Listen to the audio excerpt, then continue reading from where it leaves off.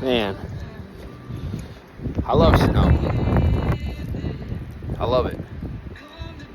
And the reason why is because right now it just reminds me of that moment, that time when Christ told me to walk down the mountain and in the valley, because there he'll be. And my feet are cold right now. And in that walk, as it was snowing, my feet were cold then. And there were so many times as I was walking, while I was walking, I wanted to give up. I kept stopping. I wanted to turn back. I wanted to go back and not continue forward. I was discouraged.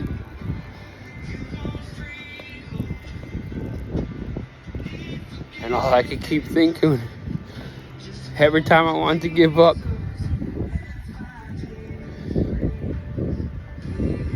the thought came in my mind. There was a thought popped up in my mind. The first moment where I was like, I'm done. Like I was truly like, I quit. I'm gonna turn around. I can't do this.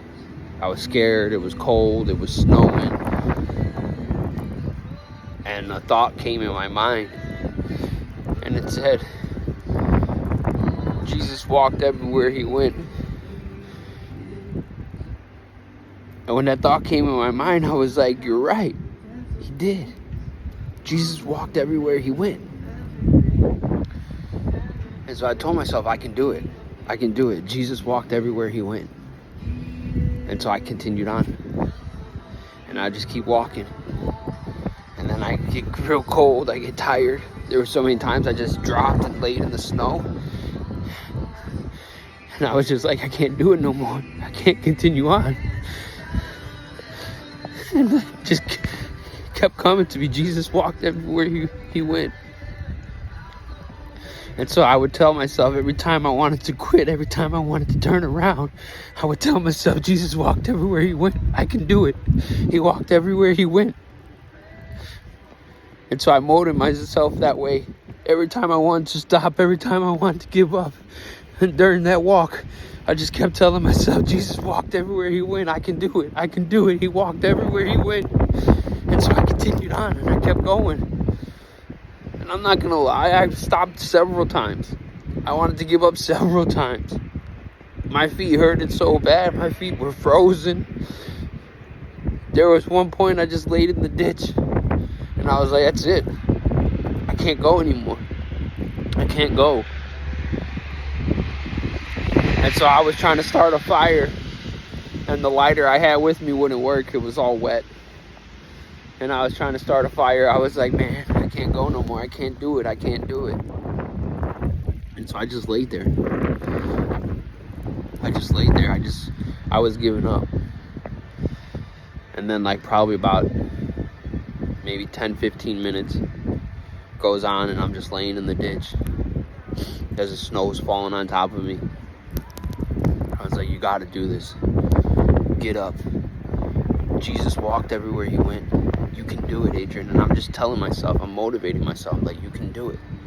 Jesus walked everywhere he went. He didn't get a ride. He didn't have a car. He had his feet. And he went. And so I got up out of that ditch. And I continued on. I came up to a house that I knew somebody that lived there.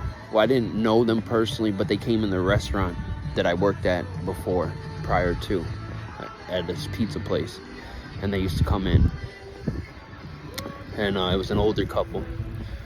So I came up to their house, and I was walking. I walked up to the house, and I knocked on the door, because I was like, maybe they can give me a ride the rest of the way back into the town, at least.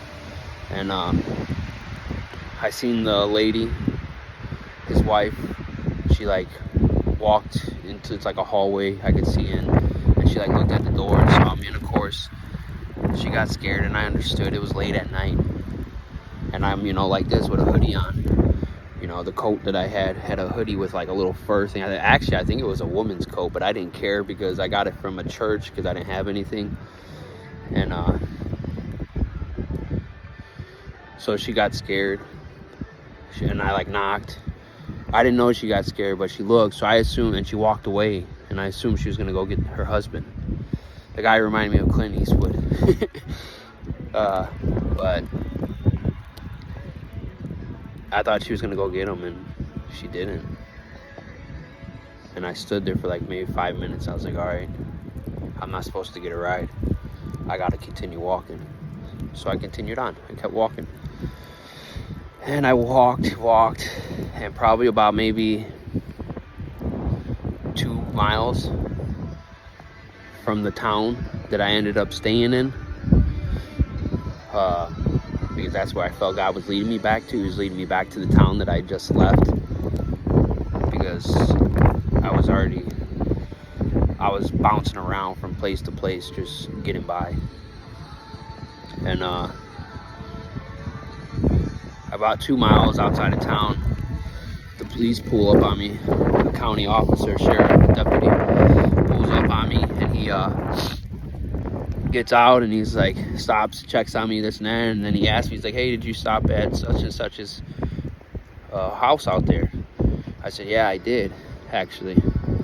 I was trying to get a ride. He's like, where are you coming from? And I told him, and he said, you walked all the way from there? And with tears, I was like, yeah. He's like, what are you doing? Why are you walking? And this cop is the cop who was one of the cops that night that arrested me when I had all these drugs. When the day I surrendered to Christ. So God had a mysterious way of working things out. I wasn't supposed to get a ride from them. He had the cop pick me up, and I told him my story. I said, look, man, I don't know what I'm doing, but I feel God's leading me back down here. So I'm just trying to get right with God right now. He said, well, where are you going? I said, I don't know. I really don't know. I don't know what I'm doing. I just know I feel led to come back here. So I came here to find, to follow God. He said, oh. So we talked, and we're driving back into town. He's like, well, where do you want me to drop you off? And I was just like, you can just drop me off at the restaurant that I used to work at. And he did. And it was a blessing there, because he talked to me, and he was like, well, I see, he called me Shorty. Everybody knew me by Shorty. That was the name the devil gave me. The name that I try to uphold so much and try to be so wicked with. And all the cops out there knew me, and they all knew me by Shorty. Everybody did. And so he's like, well, I see you turning your life around, Shorty. I see you're really trying to do right. I'm gonna help you out. I'm gonna see what I can do for you in court. And I said, thank you, I appreciate it. He shook my hand as he let me out of the back of the squad car. And he went on his way. And it did. When time came and I went to court, they dropped a lot of the charges, and then they gave me a lighter charge. But I don't know why, I just wanted to share, because I'm out here working right now in the snow, and it just reminds me of when I started walking for Christ. When I started on that journey to really get to know him. Because I was seeking already. I was already in the process. I was searching. I didn't know that the Holy Spirit was with me, guiding me. I didn't know he was already guiding me. I didn't know all the spiritual side of things. I didn't know all the in-depth details. I was just in his word, reading every night, pouring my heart out, asking him to please hear me, begging him to please forgive me. And I just kept going and going. I would just read every night. And every morning, I'd wake up, drink my coffee, praise, turn on the praise music, and just start reading his word. And then I would start singing, because I started catching on to the songs. But I didn't know he was already dealing with me. I didn't know he was already working inside of me. I just knew I started changing. I just knew that I wanted to stop doing the old stuff that I was doing. I just knew that I wanted to give up all that old stuff and all my wickedness. And I wanted to give up who Shorty was. And so if you're out there and you're reading this word and you're getting in there, he's already started the process. He's starting the process. Continue. Keep reading. Keep striving. Keep praying. Keep asking. Keep knocking. Because he'll open the door. Because he'll give you what you want.